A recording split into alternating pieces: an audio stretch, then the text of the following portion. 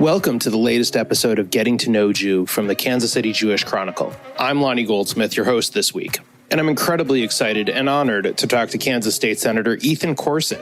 Ethan represents the 7th District, which includes Fairway, Mission Hills, Mission Woods, Prairie Village, Roeland Park, Westwood Hills, and parts of Leawood and Overland Park. Ethan Corson, welcome to the show. Thanks for having me. I really appreciate it. I've been listening to some of the previous episodes, and this is really cool what you're doing, so I appreciate a chance to be on. Well, we are thrilled that you are a listener. Thank you for that, and we're very glad to have you. So seeing as the legislative session is hopefully about to wrap up, what do you see as being the big ticket things left to accomplish in the session? So the big thing that we need to finalize before adjourning are our maps. So we're in a redistricting cycle. This is going on all across the country. So we've got to finalize our congressional and our legislative maps. Our congressional maps were challenged in court. The district court judge struck down those maps. And those maps that case has been appealed to the Kansas Supreme Court. The Kansas Supreme Court is going to be weighing in on those maps. So depending on what they say, we may need to go back and work on the congressional maps. And potentially also the way it works in Kansas is the Kansas Supreme Court has to also approve of the state legislative maps for the state house and state senate. So we still need to hear from them on whether the initial maps pass muster. If not, we may need to go back and work on those as well. Interesting. So there is a bit of a separation then between the congressional maps and the statewide maps, and that the state Supreme Court doesn't have to approve the congressional maps, but obviously in this case, there's been a suit filed and an appeal, so they will have that sort of oversight. But they have to give the thumbs up in totality to the state legislative maps.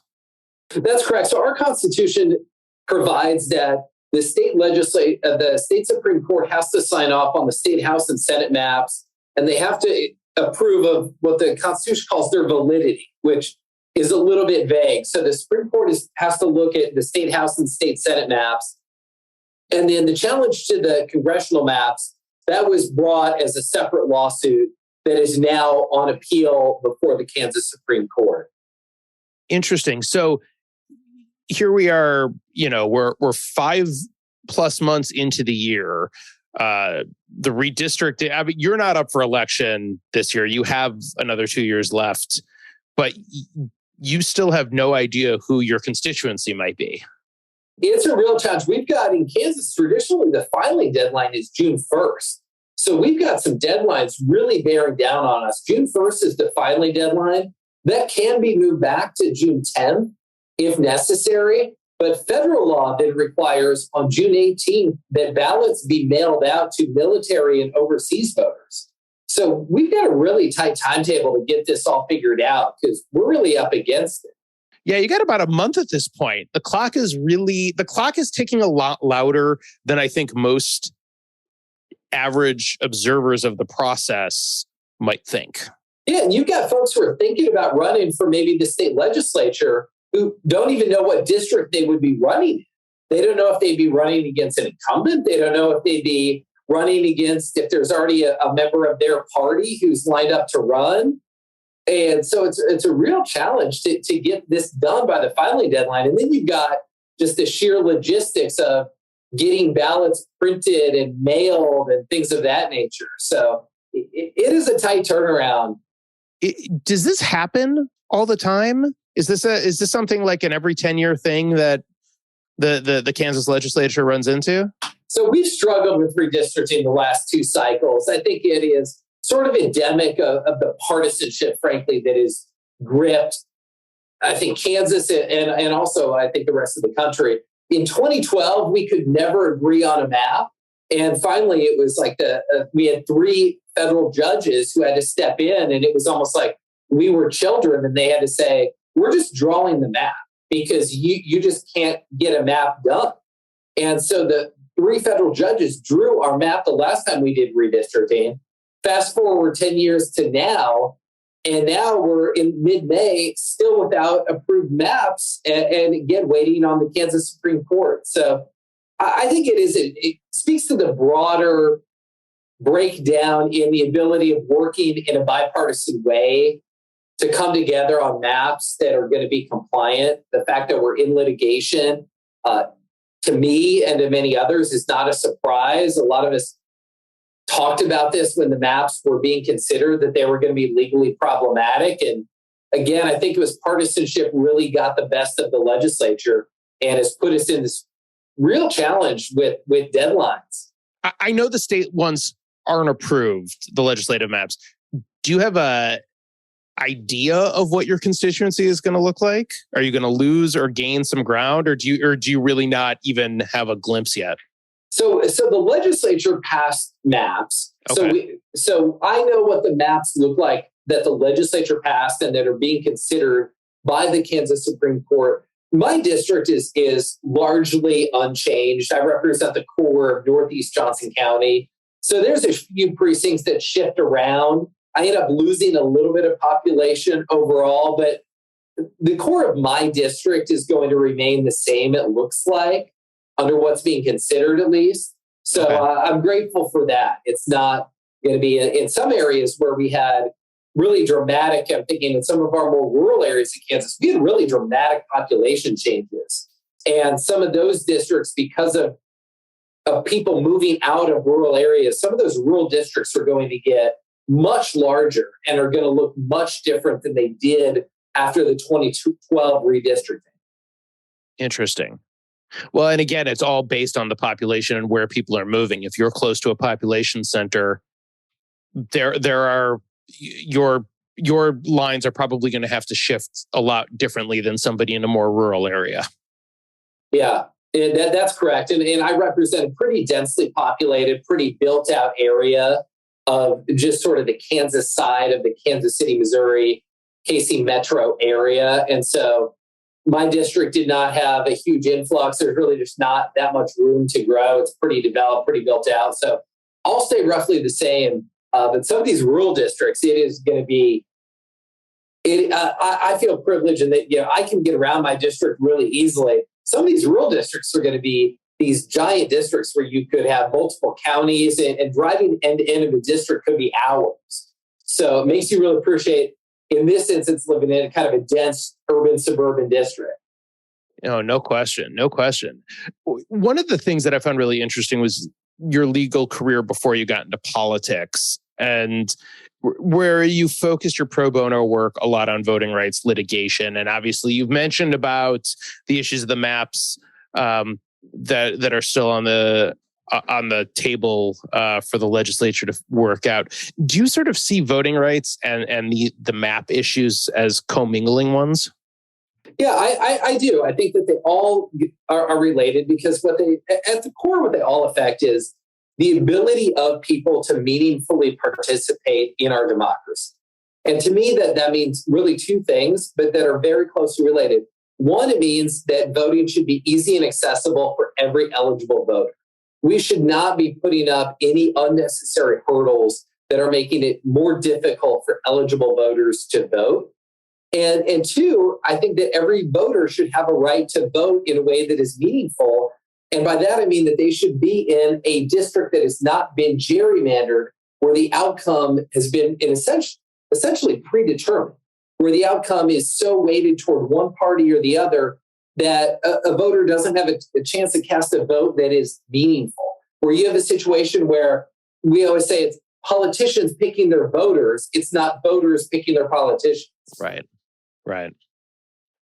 Yeah, it's very cliche, but very, very true. And I think obviously you see more and more of that lately. Looking back on the legislative session up to this point, what are you most proud of what you've accomplished legislatively? I would say two things. One, given sort of the nature of this podcast, the first I will mention is that we were able to get the legislature to adopt the International Holocaust Remembrance Alliance working group and definition of anti-Semitism. So that was great. We were able to do that with broad bipartisan support in both the State House and the State Senate. And to have us adopt that resolution, we've obviously seen a huge increase in anti-Semitism across the country.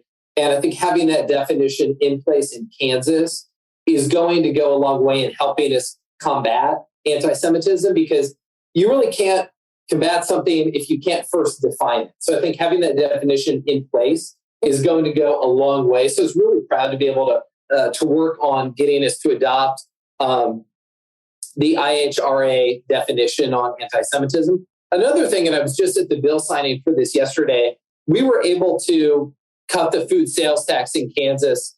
And so we're going to actually phase it out over a period of 3 years. I'll be candid about this. I sponsored a bill that would just eliminate the food sales tax starting July 1st of this year completely. Mm-hmm. That's what I would have preferred. What we ended up doing was ratcheting it down over 3 years, but we will eventually eliminate the state sales tax on food, which is going to save working families hundreds of dollars a year. Kansas right now has the second highest sales tax on food of any state in the country. Wow. We're only behind Mississippi when it comes to taxing food. And so I was really excited that we were able to bring this relief. Again, not as much, not as quickly as I would like to see, but getting rid of that is really going to, I think, help Kansas families in a big way. So excited to see that. And so those are probably two things that I would say that I was really proud of us to be able to get done this year. Yeah, that's a big deal. That's going to be some meaningful change for Kansas families. Yeah, so the average family of four is going to save about $500 a year. So it's going to be real money in people's pockets. You know, if you think of working families, especially with kids in the house and the amount that they're spending on grocery bills, it's going to be a real difference. So being able to provide that tax relief, I think, is really meaningful. And that's not nothing. I mean, those, especially if you hope that, price of gas, for example, will tick downwards. But, if not, that $500 can really, go to help paying those sorts of other costs, at least to help balance things out. Yeah, food is one of those non-negotiables, right? I mean, we all need it. And it's one of those things, like I need gas in my car to go to work. I need to put food on the table for my families. It's not something that you can really say, well, I'm just going to do without this. So I think for families, they're going to be hopefully really helped out by this relief. And for people at the lower end of the income scale, that tax hits that much harder. Oh, it's a very regressive tax. That's why I was so focused on trying to eliminate it, because it is a very regressive tax that you pay a higher percentage of your income in food sales tax the lower you are in the income scale. That's right. So it's a regressive tax. It really is essentially a tax on working families. Yeah. No, it's very true. That is very true.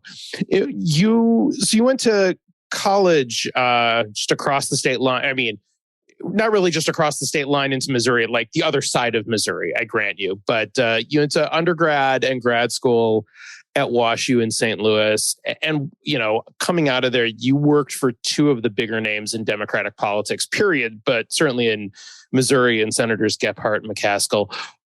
I'm curious, what was it that got you involved in politics in the first place?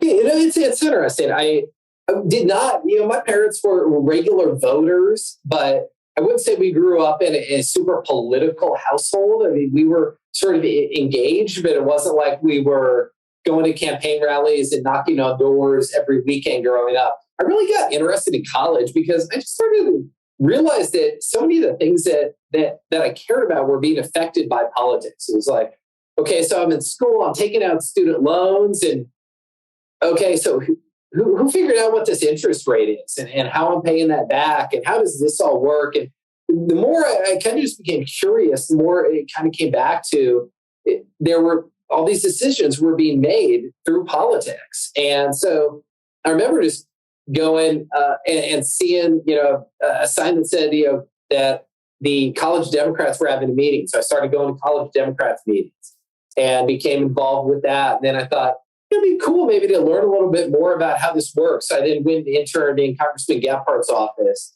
And this is when he was the majority leader. And I feel like I'm sort of dating myself. People today may not may not remember Dick Gephardt, but Dick Gephardt was a big figure on the national and certainly, as you mentioned, the Missouri political scene for decades. One of the leading pro-labor Democrats, one of the House Majority Leader, ran for president twice, actually won the Iowa caucus in 1988. So got to intern in his office and everything I did just kind of got me more and more interested in it. And then when I was in law school, I stayed at Washington University in St. Louis for law school. And they had a program where you could spend your last semester in Washington, D.C. And so I spent my spring semester, my 3.0 year in Washington, D.C., working for Claire McCaskill on Capitol Hill.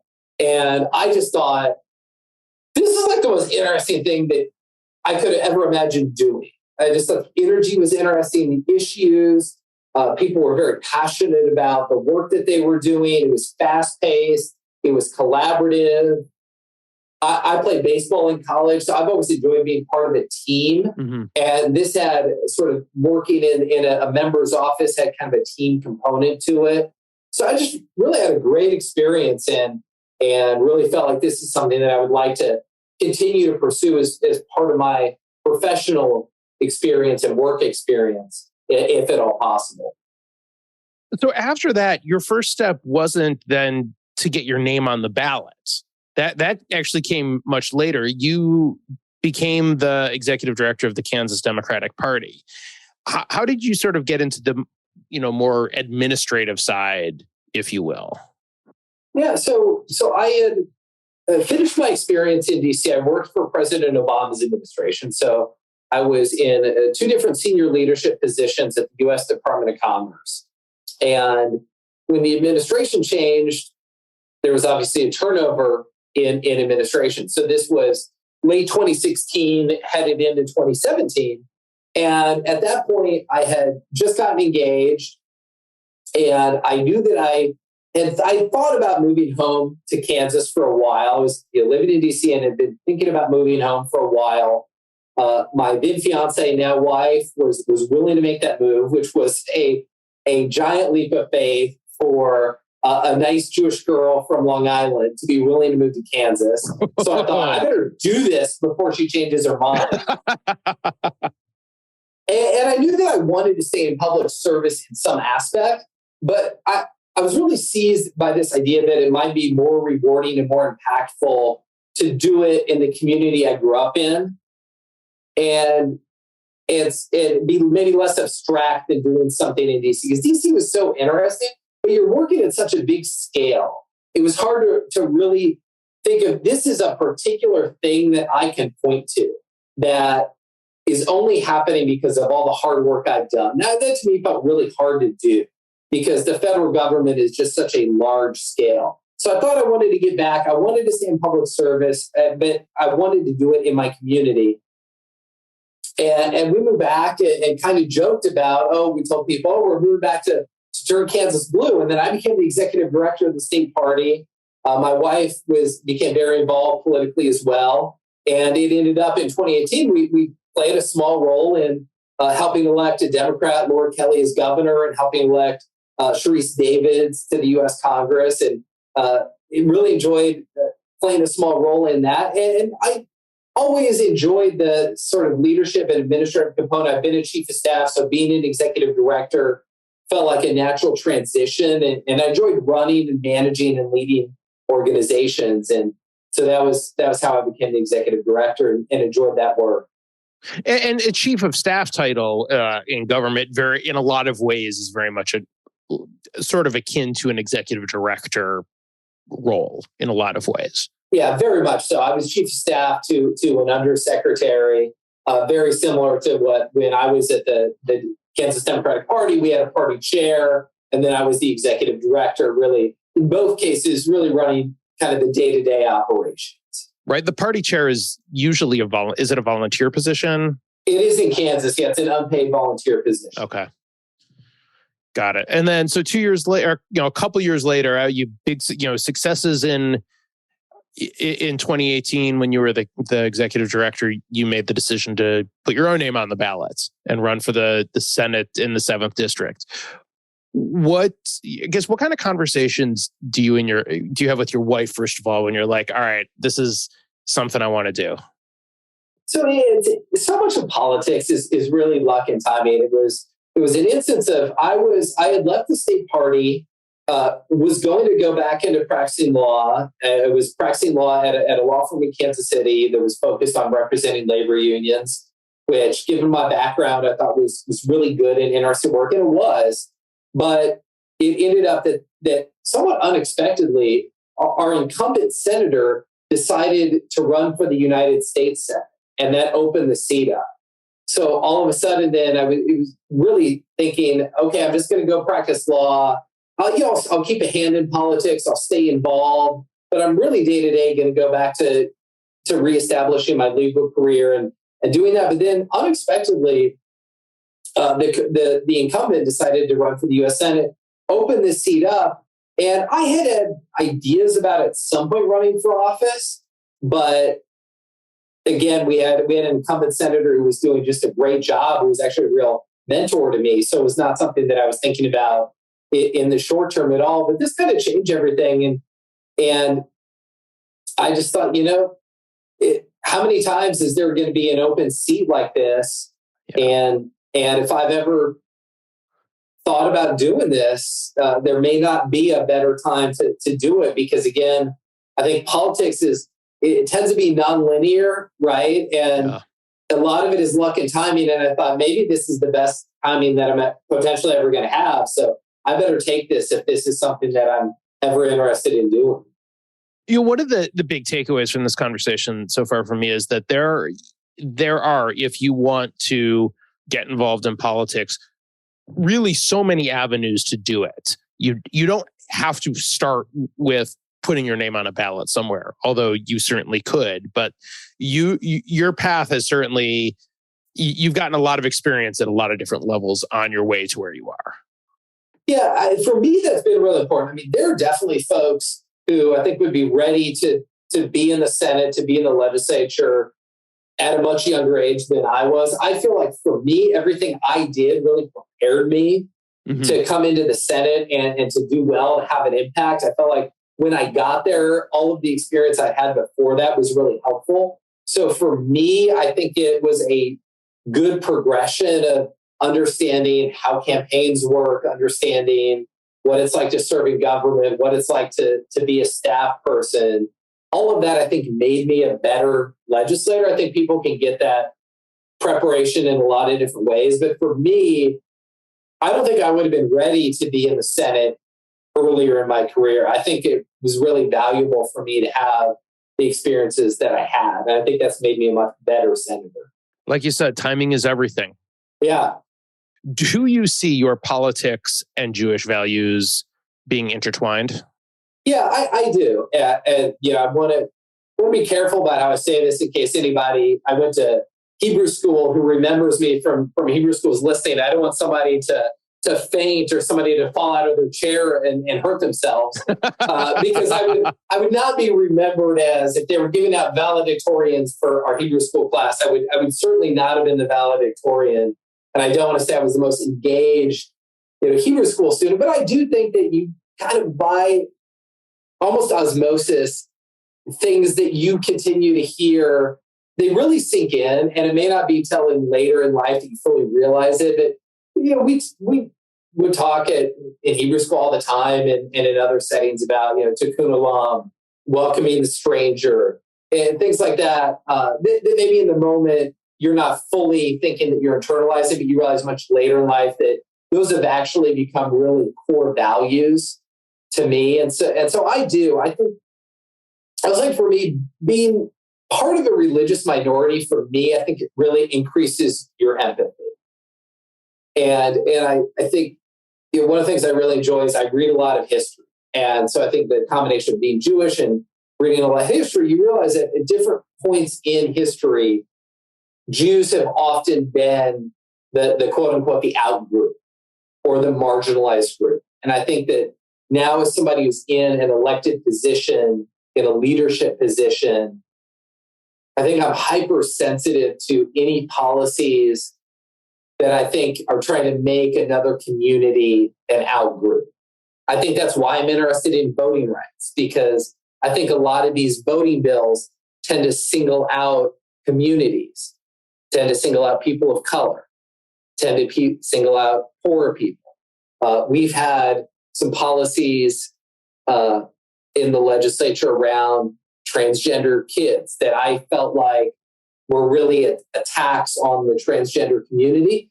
And I'm not all at all comparing my experience of being Jewish to being transgender. I don't know what that is like, but I just immediately felt, look, I think the goal of this policy is really to try to marginalize a particular community. And so that was a policy I fought back against pretty hard. So I think it does play a big role in what I do in ways that I think would be surprising to a younger version of myself. Well, it's always fun that, we're capable of growing and evolving, right? Exactly. Last question, Ethan, and we will let you get on with your day. What do you love most about the KC Jewish community? For me, it was one of those things that, the saying you sort of don't really appreciate what you have until it's gone.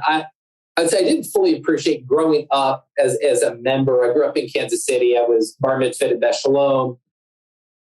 And I didn't fully, though, appreciate the Jewish community until I left. And then it was when I moved back and my wife and I were engaged and we were thinking about really settling down here and building a life together.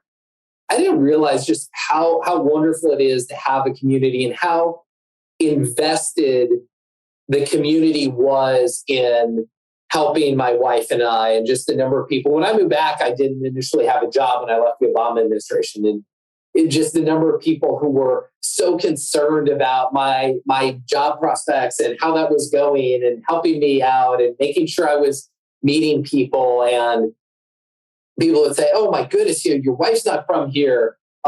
She needs to meet this person. She needs to get involved with this. She needs to be engaged with this. It's just been really a wonderful welcome back that we got when we moved back here. And it's just meant so much to us. And it's just been such a wonderful, caring community. And certainly we have a 3-year-old son, raising him in that community. It has just been truly a joy and something that as an adult, I appreciate so much more than I ever did as a kid growing up in. Well, excellent. Well, Ethan Corson, State Senator, thank you so much for joining us this week. It was a pleasure to talk to you, and good luck with the end of the session. Hopefully that end is in sight. Thanks so much. Hey, my birthday is May 28th, so I am always hoping that we don't spend my birthday in the legislature. So that's kind of what I'm hoping is can be our wrap-up date. That's a good deadline. Hopefully you could be done by then and enjoy. And it's part of Memorial Day weekend, so you get a nice long weekend to celebrate your birthday. Exactly. Well, happy early birthday to you, and thanks again. Hey, thanks so much. I appreciate it. The Getting to Know Jew podcast is a product of the Kansas City Jewish Chronicle and the Jewish Federation of Greater Kansas City. It is part of the Jewfolk Podcast Network and produced by Jewfolk Inc. Please rate, review, subscribe, and share. If you have suggestions for future guests, please email the show at webmaster@jewishkc.org.